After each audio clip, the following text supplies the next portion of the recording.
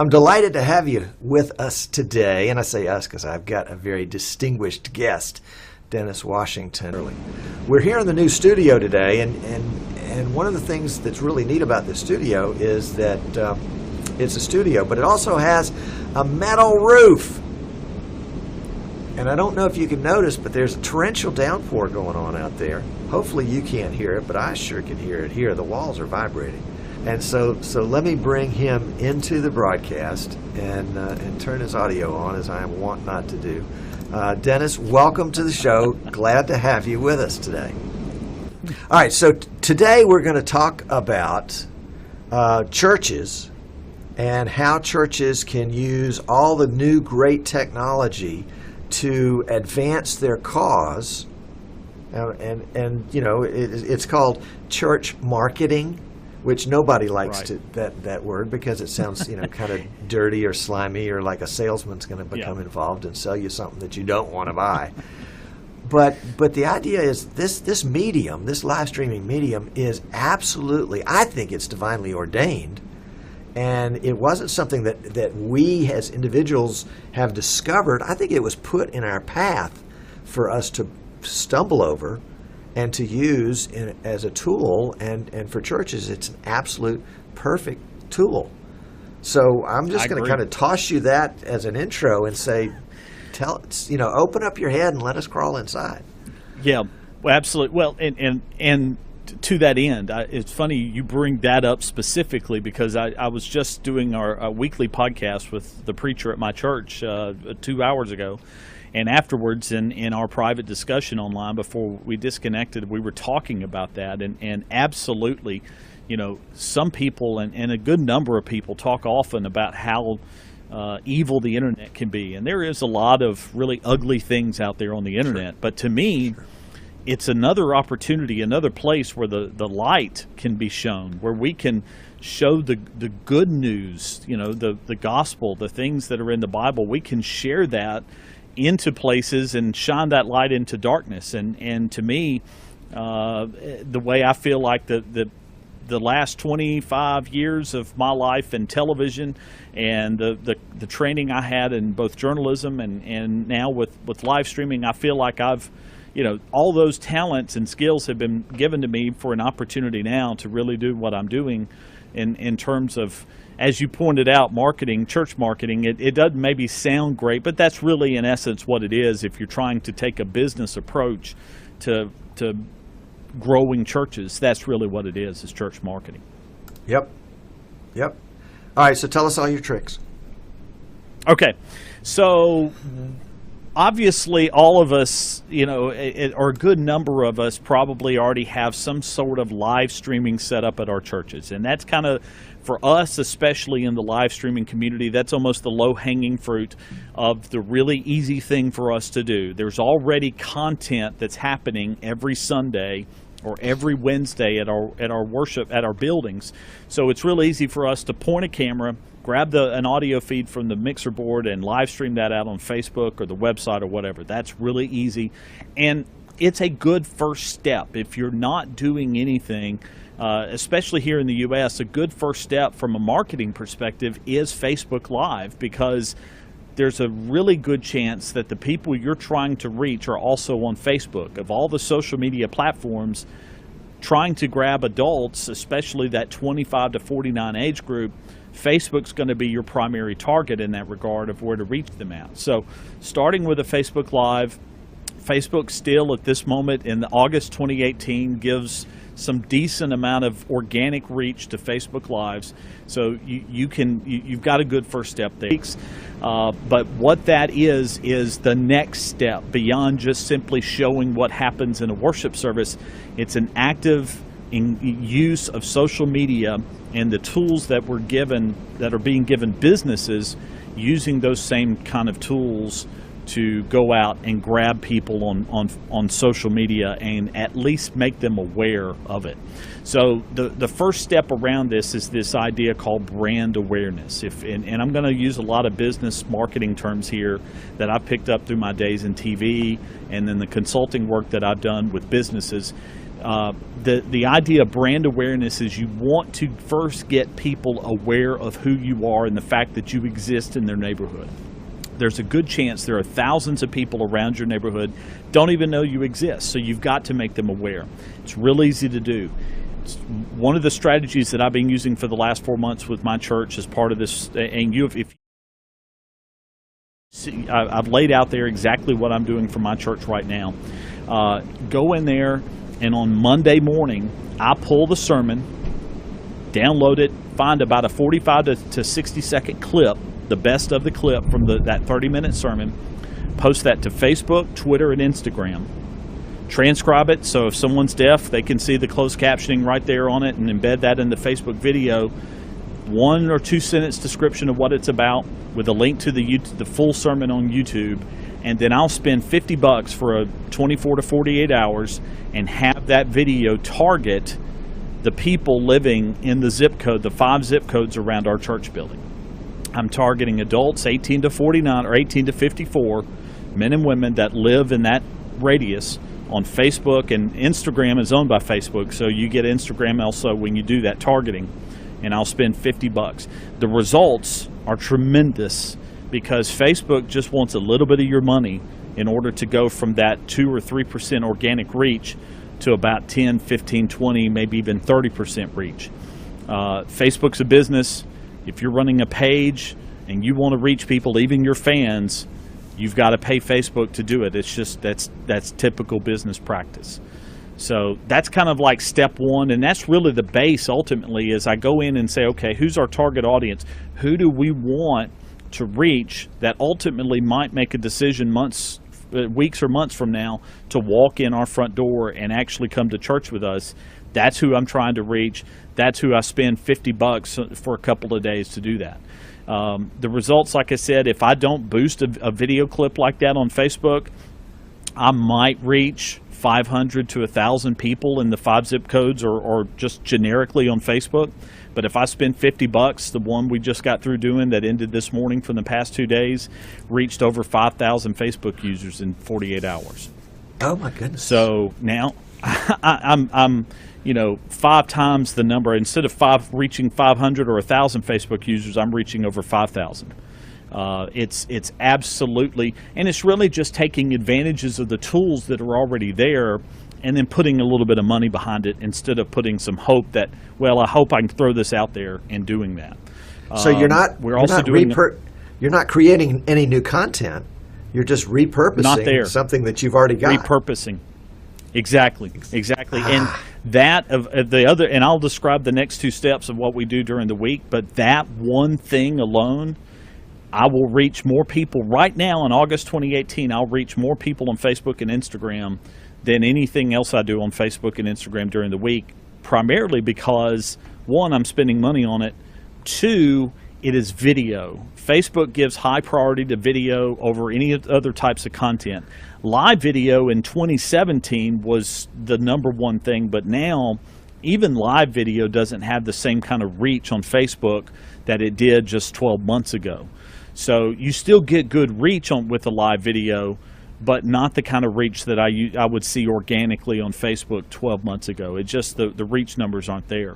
But if you put $50 to it, it doesn't even take that. You could put $25 to it. You'll still see a tremendous amount of return on that, especially when you put that money on a video clip to try to increase the reach of a video clip versus trying to increase the reach of a picture or even just a generic post without any kind of links or anything in it like that. Sure. So that right there, that one thing that I do on Monday mornings has more of an effect. And I've seen people comment.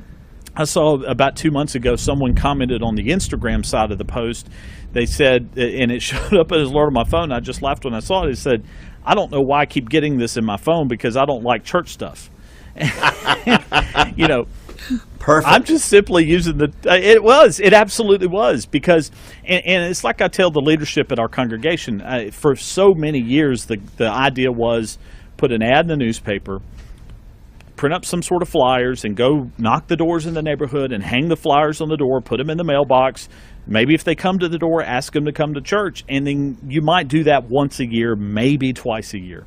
Right. I'm putting something fresh and useful and unique and different every week. I'm doing that to thousands of people within the zip codes around the church building. And the money's not being spent to push this content to people all over the country, because if you live more than 30, 40 miles from our church building, you're probably not going to come to church with us. So right. No sense in me wasting money like what you used to have to do when you bought TV ads or newspaper ads. Sure. You know, you would hope that people are, you know, around. The ability to target your advertising, and that's what this really is, but it's not traditional advertising. It's what I call content marketing. You are using content to market your church or your business or your school or your organization, but in this case a church, it's content marketing, and it comes under the cloak of advertising, but it works because now I'm laying something in your hand on your phone that might actually inspire you to do something that could improve your life, that could be the spark you needed to develop a relationship with God or to seek out something that may reduce the stress in your life. It's tremendous. It absolutely is. We can end the show right here. I mean, that in and of itself was worth the price of admission. Everybody did pay before they came to the show, didn't they? Exactly. Well, and ultimately understanding that concept kind of sets up the rest of the week for me in this term. On Wednesdays, I started doing a weekly live podcast on Facebook Live. We do record the show live. It's a podcast, but we record it live. My pulpit minister and I, we talk for 30 minutes. Whether it's I'll pull a couple of clips from the sermon. We'll play that, talk about it, let him kind of do almost the rest of the story, the things he didn't get a chance to say from the pulpit, to kind of pick his brain and let him explain that. And then we'll have like a question of the week where he answers that. It's a 30-minute show. Most people don't have 30 minutes to sit and watch something live on Facebook, except on Wednesdays at 2 o'clock for Streaming Idiots. But beyond that, their week is busy. But 2 o'clock they Central. Do drive to work. 2 o'clock Central, exactly. 3 o'clock Eastern. Yes. And so they've got the time to drive in the car, and podcasts are becoming more popular. I mean, almost 20% of the U.S. population, adults, now listen to at least one podcast a month. So we're starting to see people download these podcasts and listen to them. But more importantly than that is you're now getting SEO juice from one of the biggest websites in the world. Your name, your church's name, is now listed on iTunes.com for free, because it doesn't cost you anything to put a podcast on iTunes.com. But now when you search for your church name, iTunes.com comes up in the listing because you have a podcast listed there. So the search engine juice that you develop from that is absolutely tremendous. So as I told our church leadership and our pulpit minister, I said, if we get any responses from our community of people that actually see the podcast, that's great. But what I'm really trying to do is get our church elevated in search rankings on Google. And that's really the ultimate goal with that. And it absolutely is working. There's no doubt about it. And then finally on Thursdays or Fridays, sometime, maybe even on a Saturday, depending on when I get the information, our pulpit minister will send me kind of an outline of his sermon about what he's going to be doing. As well as the church secretary sends me the bulletin before it gets posted. So I'll put together an email newsletter and make a picture promoting his sermon, and I'll put that on Facebook and Instagram and Twitter. But I'll spend another $50 promoting that to the 5 zip codes around the church building, so that people in that area know what he's going to be preaching on Sunday. And it's not just a Facebook post, but there's a picture to support it. The email newsletter that goes out to our church members has that same imagery, and then when they walk in the door on Sunday morning, the TV in the foyer that displays the announcements has that same imagery as well. All that's coordinated, so you've got this coordinated effort to get people interested in what the topic of the sermon is going to be before they ever sit down in the pews on Sunday morning. We do that 7 days. We cycle it, and it absolutely is working. So I've said all that. Now let's throw the fun stuff out there, the actual numbers. So these are the numbers, and I'm just going to read them off my computer here from July. So the analytics that I sent my church leadership in July, Facebook and Instagram, there were a total of 34 posts that we posted on our Facebook and Instagram account. Now, not all of them were for me, but most of them were.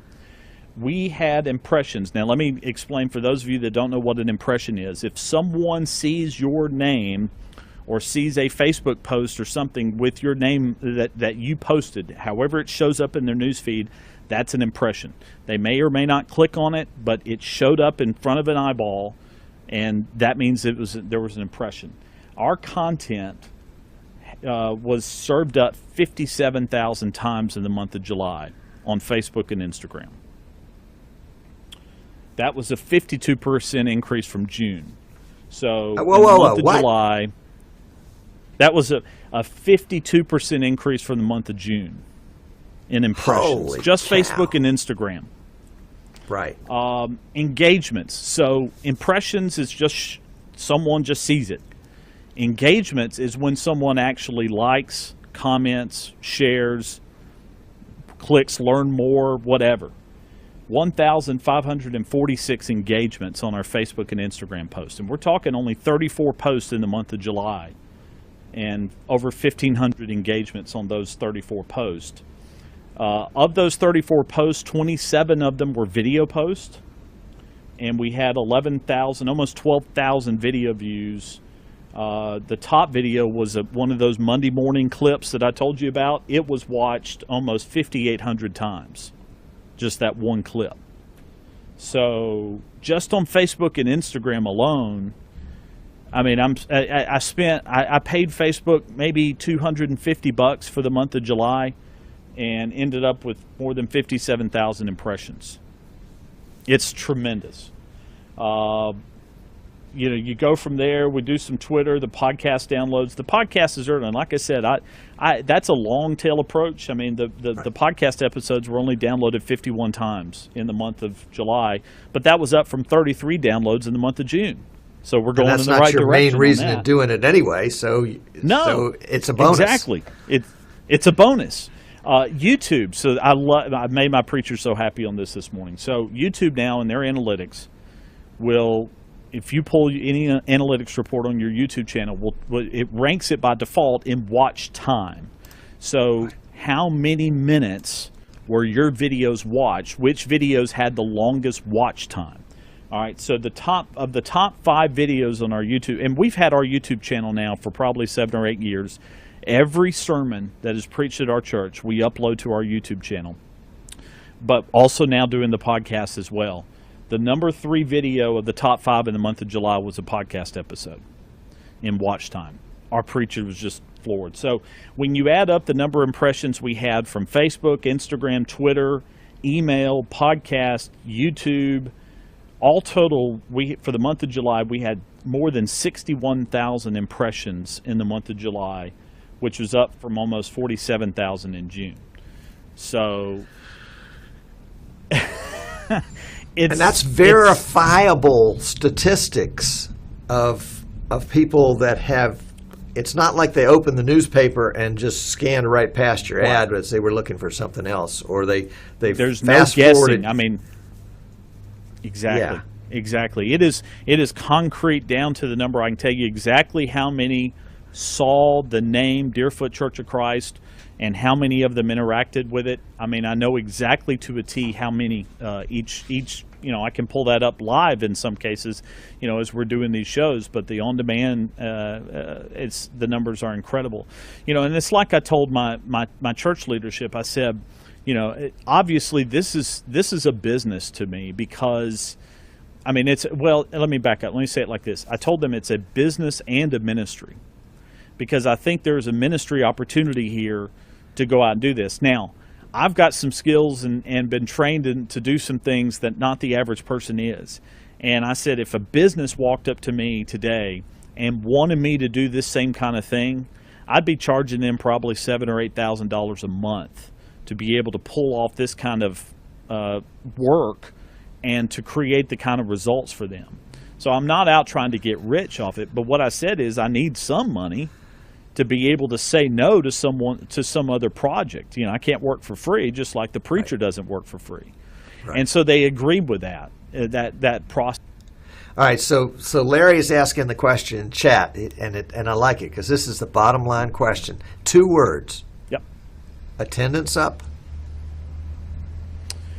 Visitors are up, yes. Okay. Now, whether they've converted into actual members, I don't know that yet. Right. I'm waiting to hear, but I do inquire. I don't have a direct connection to the attendance numbers, but I will talk to the leadership each week or every couple of weeks and say, you know, how many visitors did we have today? Oh, we had 12 visitors in the building today. Okay. Uh-huh.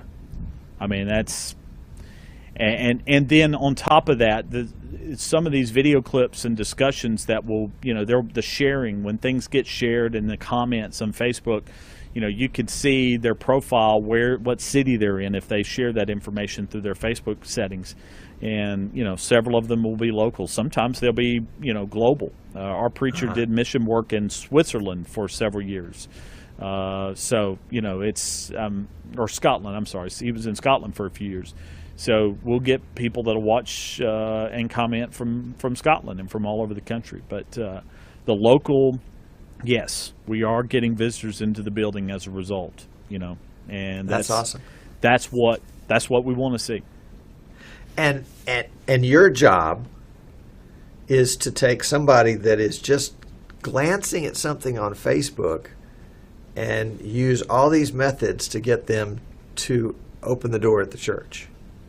And then Absolutely. At that point, it's up to the church to do the rest. Absolutely. To greet my them job's warmly. to get them in the door. And yeah, exactly. Right. Exactly.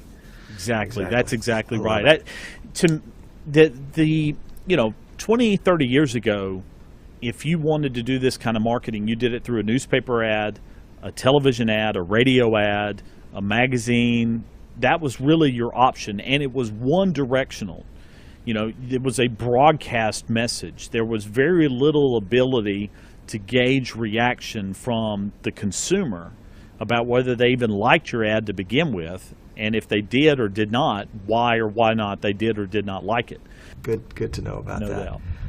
Well, Dennis, I don't want to steal all your secrets, so I'm not going to ask any more questions. But I'm happy to share if I mean, on this topic, I've pretty much laid out my best laid plans for this at this point. And let me say this, you know, we talk about this 12 months from now, and I could have a different strategy, you know, Sure. and it's very possible I will, because Facebook especially, I think is a slow train wreck in progress.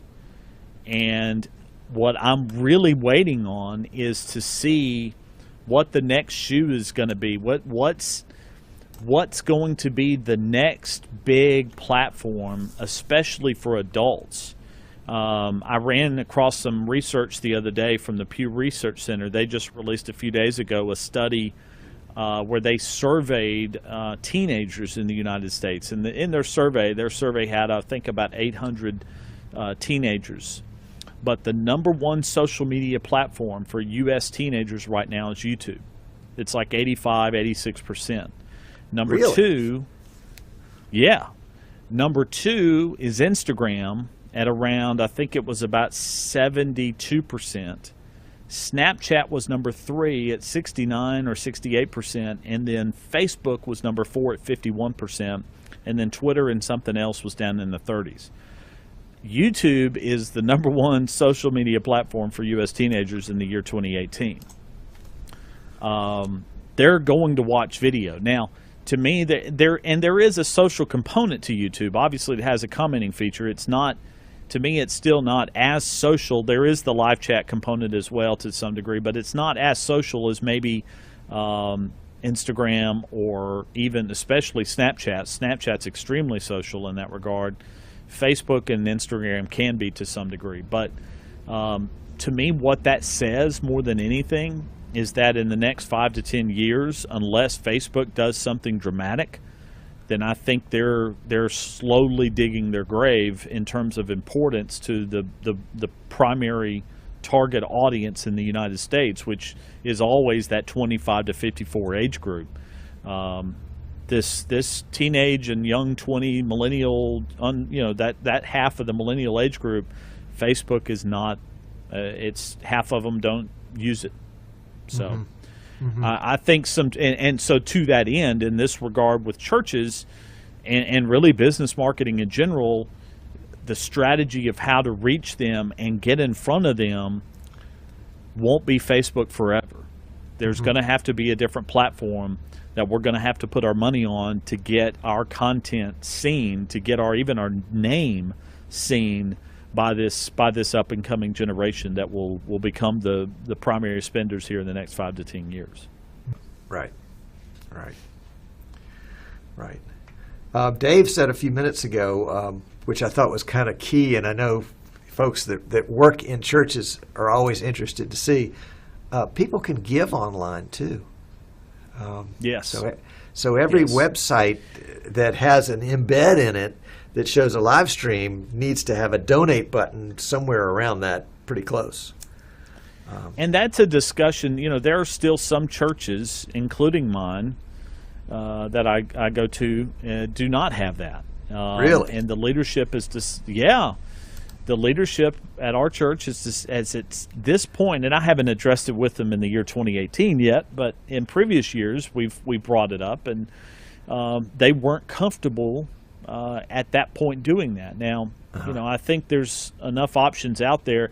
Some of it is, I've heard some arguments like one, you don't want people that are already in credit card debt to also give online with their debt heavy credit cards. Sure. Okay, I get that. We don't want to encourage that, but there are a number of responsible people out there, and on top of that, there are options now where you can have it by e-check, which would come directly out of your checking account, that sort of thing. So there's enough options, I think, where you do that. And then there's some people that just are not going to give online. But if you look at like you said with the donate, I mean, more and more people every year are shopping online. The processes are in place to protect that process and with the giving, and I think it should be an option. I agree with that. Yeah. Daniel is saying that his church doesn't want to have a donate button. They said it wasn't proper for a church. He disagrees, but he went along with the membership. One of the first things, when I had the discussion with my pastor about live streaming, his first question to me was, can we put a donate button on there? So it didn't take any conversation with him to try to convince him that was something we could do. And it's not like the donate button gets overused, but there have been some folks that have used it that are not church members. And they said, we want to support what's going on in the church because we believe in it, or because we feel like we've benefited from it spiritually or emotionally or whatever. And so we want to give in return. And I think not giving a people an opportunity to give is a mistake. I agree with that. Absolutely agree with that. People need to give for their own sake, not to support the church, because the church is supported by the Lord God Almighty, and He's got plenty of money. It's His job. Right. But there is, in Scripture it talks about supporting the works of the church, and yes, it does. Giving people that opportunity to do that. By all means, I agree with that. Yep. We are going to let the stream run out. So that if it buffered for you for a few minutes, you'll catch right up. But we'll see you next week.